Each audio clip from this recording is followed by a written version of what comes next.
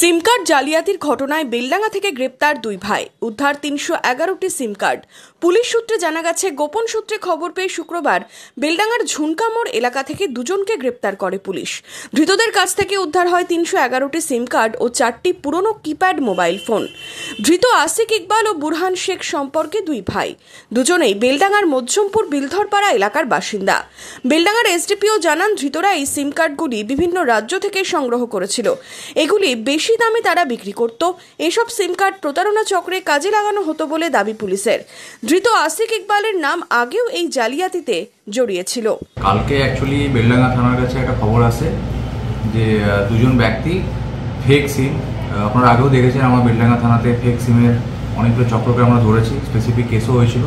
তো সেরকমই ইনফরমেশান আসে যে দুজন ব্যক্তি মজ্জমপুরে বাড়ি, তাদের কাছে প্রচুর ফেক সিম আছে, যেগুলো বেসিক্যালি বিভিন্ন রকম সাইবার ফ্রড বা অন্য পাবলিককে তারা বেশি দামে বিক্রি করতো। সেই ইনফরমেশান পাওয়ার পরে আমাদের আইসি বেলডাঙ্গা সুমিত তালুকদারের নেতৃত্বে একটি টিম সিভিলে যায় এবং দুজন ব্যক্তিকে অ্যারেস্ট মানে ওখানে ডিটেন করা হয় এবং তাদের কাছ থেকে সার্চ অ্যান্ড সিজার করে প্রায় ৩১১টি সিম কার্ড এবং 4টি যে কিপ্যাড মোবাইল ফোন আছে সেগুলো আমরা ওখান থেকে রিকভার করি এবং সেগুলো প্রপার ভিডিওগ্রাফি করে সিজার করা হয়। দুজন ব্যক্তিকে আমরা অ্যারেস্ট করি, একজনের নাম বুরহান শেখ, একজন আসিক ইকবাল। এরা দুই ভাই, দুজনের বাড়ি হচ্ছে মজ্জমপুরে। কোথা থেকে অ্যারেস্ট করা হয়েছে? মজ্জমপুর থেকে অ্যারেস্ট করা হয়েছে, ঝুনকা থেকে অ্যারেস্ট করা হয়েছে দেখে। শনিবার ধৃতদের কোর্টে পাঠায় পুলিশ। আসিক ইকবালকে হেফাজতে চায় পুলিশ।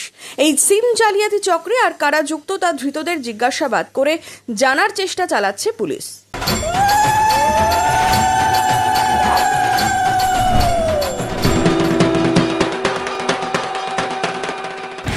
পাড়ায় পাড়ায় পুজোর লড়াই, পাওয়ার্ড বাই কেনাকাটার বস্ত্র বিপণী মনমোহিনী।